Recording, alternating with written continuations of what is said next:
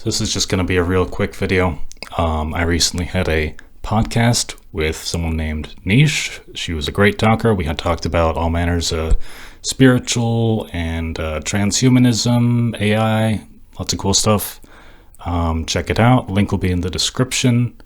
And just so this video isn't, a blank space, I'm going to read you something I wrote. Okay. What is postmodernism? The condition that supposes that we are transcendental to the material existence aspect of reality. If one is compelled by a politicized narrative about reality, but does not in actuality believe in enacting solutions to that problem, we can say they are suffering from a postmodernist fanciful thinking. If one believes that science is the driving force of humanity and subscribes to the cultural materialist consumption dialect, one could say that they are benefiting from the postmodernist distancing from reality. They are, in fact, not believers in progress of any socialized sense, but in a particular cycle of nothing less than consumption for consumption's sake.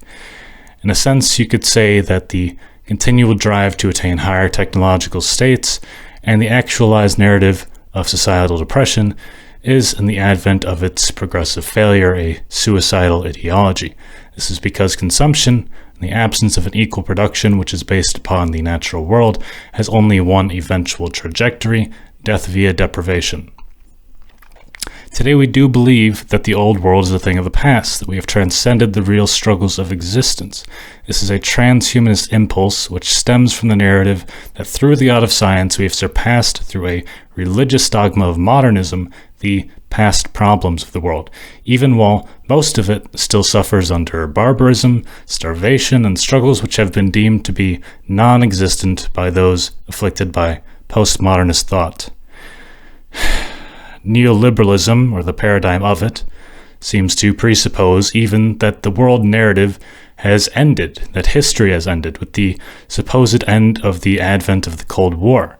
It's of course vital to imagine that Russia is a non-compliant bad actor, an outlier even, but the truth is that we live in a fictional virtual reality on the backs of those who have been collectively left out of the party, so to speak, just as has been done to Russia for their non-compliance.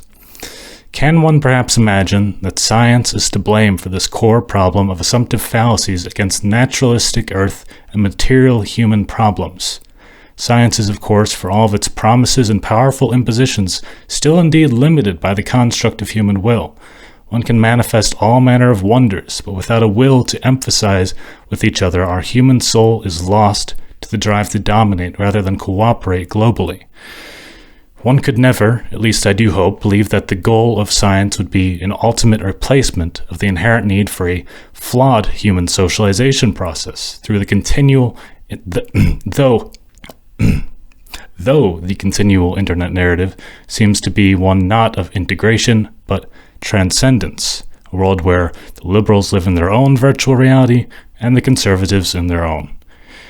And then there are those of us who are not compelled by the dogmatism inherent to political polarization, but this is, again, a prime function of postmodernist thought, which is that we are estranged from the real material struggles of political ideology as it scorches the earth.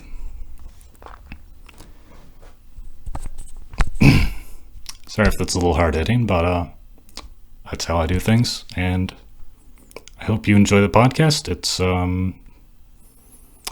pretty much the most I've really talked about, just abstract spiritual subject matters.